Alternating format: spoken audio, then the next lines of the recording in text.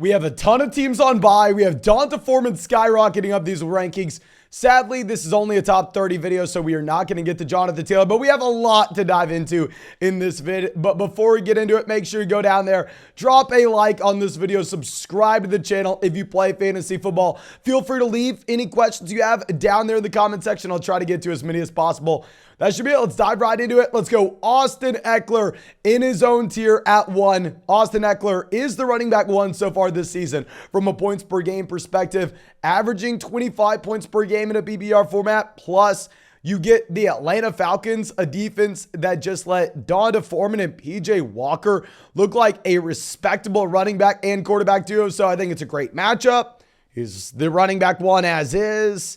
Williams is out. I don't know. I think it's a safe spot to have Austin Ekeler in his own tier. Of course, if Christian McCaffrey or Saquon Barkley weren't on bye, maybe they could join him in tier 1. But going down to tier 2, we are going to head over to the primetime game Sunday night with Derrick Henry. And dear God, I have no idea what Underdog thought, but they are putting out the player prop line for Derrick Henry on this fine Sunday night, only for people who use promo code FLOCK on Underdog Fantasy at half a rushing yard. All jokes aside, you know how hard I work to get you all this line. Please go take advantage of it. Only for people in the flock who use promo code FLOCK on Underdog Fantasy. Or you can have this free bet with Derrick Henry this week. We had the Cooper Kupp free bet a month ago. I have another free bet for everybody next month who used promo code FLOCK. But if you want to go check out any of these cool player props on Underdog Fantasy, if you want the over-under half a rushing yard for Derrick Henry, make sure you go to the link in the comment section, the link in the description, the link in the live chat. Sign up for Underdog Fantasy with promo code FLOCK, and they'll also match your first deposit dollar for dollar up to $200. So if you deposit $10, have $20 in your account, go take the over on Derrick Henry there with that 20. Now, next guy, Alvin Kamara at 3. With Kamara, the man was phenomenal this past week. A little bit of a tougher matchup going up against the Baltimore Ravens here. Monday night game. Excited to see what happens. Don't know if we're going to have Thomas. Don't know if we're going to have Jarvis based on the fact that Jameis was benched last week, and then Andy Dalton looked pretty damn good. Pretty sure that we have Andy Dalton at quarterback, which you do really like for Alvin Kamara here. Now, dropping down to our next tier. Thought long and hard about this one. I think if it's a full PPR format, we go Travis Etienne at 4. Full PPR format, give me Travis Etienne at 4. It is hard not to watch Travis Etienne play and look like one of the most exciting running backs in the entire NFL, knowing that he's going to get a ton of targets out of the backfield, knowing that Alvin Kamara just dominated the Raiders. And I think Etienne is this generation's Alvin Kamara here. It's hard not to have him the super high. I mean, maybe we're a little aggressive. We will go Josh Jacobs at 5. Jacobs took a massive step back this past week, but I think it's understandable of why it happened. Obviously, you had Devontae Adams with the flu. I mean, Ebola, God knows what it was. Clearly, it affected him. You had no Darren Waller in this offense as well. So Derek Carr looked very bad. They weren't able to move the ball down the field. Now you have pretty good matchup against Jacksonville. So I think you can still call Josh Jacobs the top 5 RB. But now our next guy, Joe Mixon, coming in at 6. Mixon and the Cincinnati Bengals look pretty damn bad against the Cleveland Browns on Monday night. Obviously, no Jamar Chase. I think you have to move Joe Mixon down a ton in your rankings when Chase is missing. I am just hesitant to rank him that low, knowing he's going up against the Carolina Panthers. Like, while yes, they looked very, very bad this past week. Let me pull up the updated line even after Monday night here for the Cincinnati Bengals playing the Carolina Panthers. Cincinnati's favored by 7.5 points. I think that they're able to just go through and run the ball in the second half. I think they're able to put up a ridiculous amount of points against a team that just let Tyler Algier and Caleb Huntley look good against them. Now, our last guy in this tier, Kenneth Walker. Super excited about Kenneth Walker as well. These rankings are for a full PPR format. If you were playing in a non-PPR league, of course you would have Kenneth Walker ahead of someone like Josh Jacobs, ahead of someone like Joe Mixon. The issue with Walker, however, in that full PPR league is the fact that he's not going to catch the ball. Now, dropping down to our next tier, we're going to go Jonathan Taylor at 8. With JT, yes, he does not look good.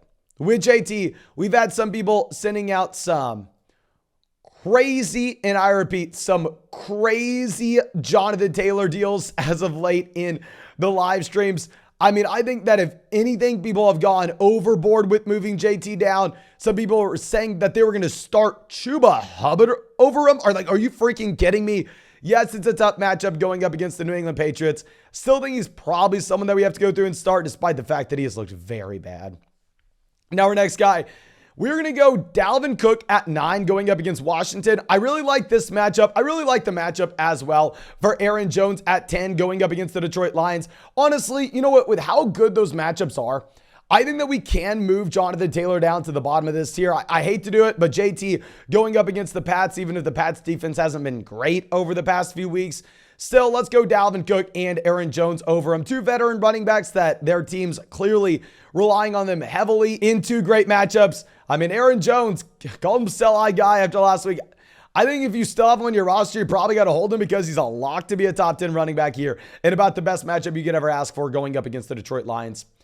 But now dropping down to our next tier, we are going to go Ramondre Stevenson at 12. With Ramondre, I mean, this is a player that if you have him on your roster, I think we sell him before this next week. You had Damien Harris coming in. Damien Harris splits the work through the beginning portion of the game, almost 50-50. Obviously, Ramondre pulls away with it at the end. Ramondre looks like what we kind of wanted DeAndre Swift to be as a running back that is heavily involved as a pass catcher, leading the New England Patriots in receiving back-to-back weeks. The reason I'm saying maybe we go ahead and sell Ramondre is the fact that you are getting Jonathan Taylor in return.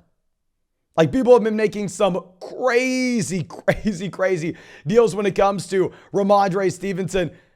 I understand that he's exciting, but still, I don't know here. Now we have Leonard Fournette at 12 with Fournette still at the snap, still at the role this past week. The issue is going to be the fact that Rachaad White's expanding his own.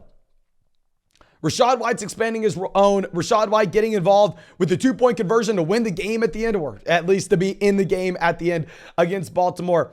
I am worried about this White usage. I'm worried about Leonard Fournette and the Tampa Bay Buccaneers offense in general. And our last guy, DeAndre Swift at 13.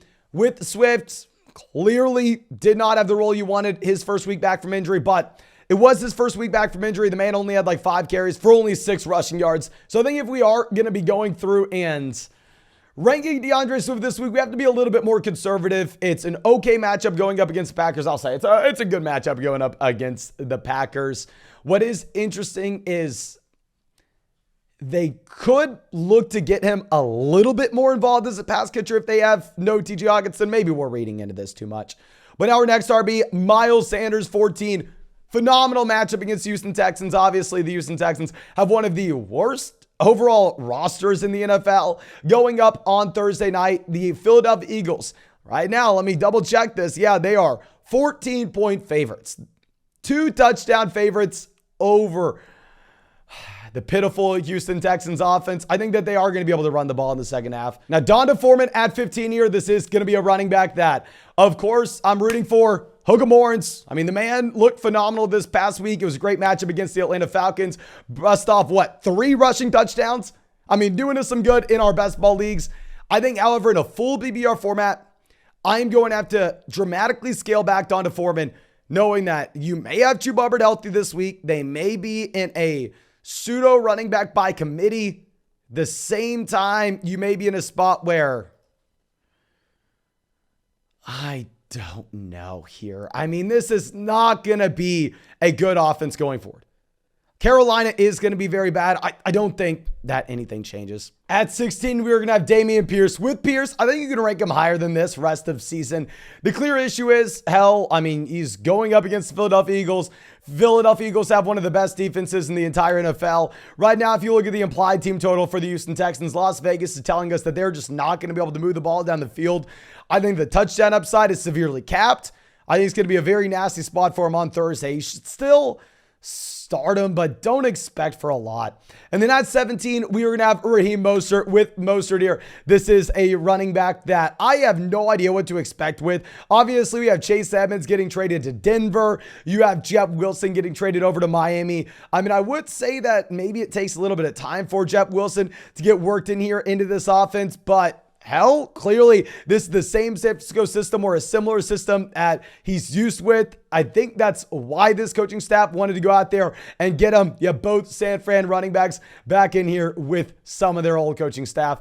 So interested to see Mostert. It is a very good matchup against the Chicago Bears. Now, James Conner at 18 with Conner. This is a running back that is a good matchup going up against Seattle. I think this is a very high-scoring offense. I mean, we know the Seattle Seahawks defense is not great. Very hard for me to rank James Conner, however, because every single week I've said, oh, I think Conner maybe comes back this week. And very similar to Keenan Allen, every single week we are proven wrong. Every single week you have him missing. Hopefully we get Conner back. I'll be a little bit hesitant to play him. However, when you have both Eno Benjamin as well as Darrell Williams both healthy.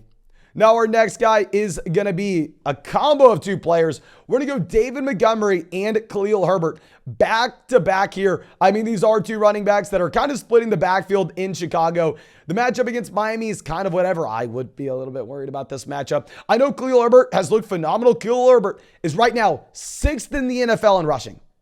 The man's averaging over 6 yards per carry. I mean, the man has been great. But at the same time, I mean, if we are going to be looking at this, he does not catch passes. He does not catch passes. I know Chicago's been good over the past few weeks, but I do expect the Chicago Bears to be going back to a bad NFL offense going forward. As I know, everybody appears to be a fan of Chicago. Everybody loves Chicago. I think they're a bad offense.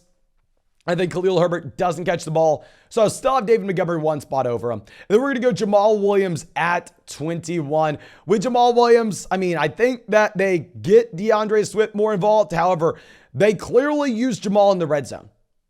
Whether we like it or not, they're clearly using Jamal Williams in the red zone. That's something that doesn't look like it's going to be changing anytime soon. Hopefully it does for the sake of DeAndre Swift. But I think Jamal has a guaranteed role here in Detroit. Now our next guy, Devin Singletary at 22. I'm just expecting James Cook to continue to expand his role. Devin Singletary, before the bye, was top 5 in the NFL at the running back position in snaps. However, he just does not score fantasy points. He's not a good pass catcher. He doesn't get involved in the red zone. Doesn't matter how good this offense is. Josh Allen's going to steal every single fantasy point. Now dropping down to our next tier, I have no idea how to rank Cordell Patterson. Throwing in Cordell Patterson at 23, I mean, with CPAT, this is a spot where Caleb Huntley and Tyler Algier looked very good this past week. This offense scored 37 points. I do think that this offense is still going to be a bad NFL offense going forward. But at the same time, if you're looking at Cordell Patterson, he was a running back that was getting to 100 rushing yards consistently before the injury. I don't even know if he's going to be back this week. I'm recording this on November 1st. He is eligible to be returning from the IR. I don't know. I feel like we kind of have to rank him though. And then our next guy is going to be Kenyon Drake at 24. With Kenyon Drake, I'm assuming that Gus Edwards does not play. I'm assuming we have no Gus Edwards. Obviously, we have no J.K. Dobbins. And that would lead Kenyon Drake to being in a split backfield with only Justice Hill. An offense that should have to heavily rely on him as they have no Rashad Bateman and possibly no Mark Andrews. Now, our next guy is going to be A.J. Dillon. With A.J. Dillon, beautiful matchup against the Detroit Lions. They get him involved somewhat against the Buffalo Bills in a much worse spot last Monday night. I don't know. I think he's very good. I think he has a very high ceiling if Aaron Jones were to go down. Clearly, they need to heavily rely on these running backs. They have no pass catchers whatsoever in this offense. I just think we have to look at the Green Bay Packers in a completely different light than what we thought they were going to be coming into this season. If you look at the overall volume, if you look at the overall points scored in Green Bay, it has been disgusting. So even if A.J. Dillon has on paper a really good matchup, going up against the Detroit Lions, I don't know how excited we can be about it. Now going over to our next guy, Clyde Edwards-Helaire at 27 with CEH. Hell, this is a running back that has scored significantly more points than anybody else in Kansas City. But before the bye, they came out and they told us Isaiah Pacheco is the actual starter. I'm still going to rank Clyde Edwards-Helaire over Isaiah Pacheco in a full PPR league. However, just knowing that Isaiah Pacheco is not going to be someone that's getting targeted out of the backfield. Still a 3-man running back by committee in Kansas City. But hell, you're in a spot that we know there are going to be a lot of points scored. We know the Kansas City Chiefs offense. We know Patrick Mahomes will be putting points up on the board. Reminder, in this game, you have the Derrick Henry over under half a rushing yard. So make sure you take advantage of that if you've already signed up for Underdog with promo code FLOCK. If you haven't, fix your life. Link in the description, link in the comment section. Go sign up for Underdog with promo code FLOCK. They'll match first deposit dollar for $200. And you take that Derrick Henry over half a rushing yard in that contest. Now, our next guy is going to be Michael Carter at 28. With Michael Carter here, I mean, it's a brutal matchup going up against the Buffalo Bills, where right now, if I'm looking at this, the Bills are 13, and I repeat, 13-point favorites in this contest. At least, you know, with Carter, he is going to be catching the ball out of the backfield. I mean, James Robinson came in his first week, had a pretty large role. I mean, remember what Christian McCaffrey was his first week in San Francisco. I think James Robinson maybe gets worked up a little bit more here. The issue is it's just such a tough matchup. Now, dropping down to our next tier, we're going to go Darrell Henderson at 29. With Darrell Henderson going up against Tampa, hell, I just had to take my massive L here. I thought that Darrell Henderson would have been a player that was startable with no Cam Akers. I thought Darrell Henderson was going to be someone that you were playing every week, but even with nobody else in this offense, Darrell Henderson still falls into a three-man running back by committee. Still is not exciting in the least. He looks like the starting running back on paper in the Los Angeles Rams offense. But, oh my gosh, I thought you could have started him. It just looks like you can't now. And now James Robinson coming in here at 30, like we just got done talking about with James Robinson and Michael Carter. I mean, he does have a very tough matchup going up against the Buffalo Bills. I do think that he expands his role slightly. Maybe you would prefer James Robinson in a non-PPR format where you think that he's going to be that short area running back where he maybe is going to have access to those touches at the goal line, where you want Carter in that PPR league. But I think that's all we got for you. Of course, thank you so much for checking out this video. If you have not done so already, go down there, drop a like, subscribe to the channel if you play fantasy football, and most importantly, make sure you go check out these props on Underdog Fantasy. I worked my butt off to get everybody in the flock this free bet on the Derrick Henry over under half a rushing yard. You can find that link in the live chat, find it in the description, find it in the comment section. When you sign up with promo code FLOCK, they'll also match your first deposit dollar for $200, available in damn near every state. But thank you again. I appreciate you. I hope you have a great day and hope we get to see you in the live stream tonight.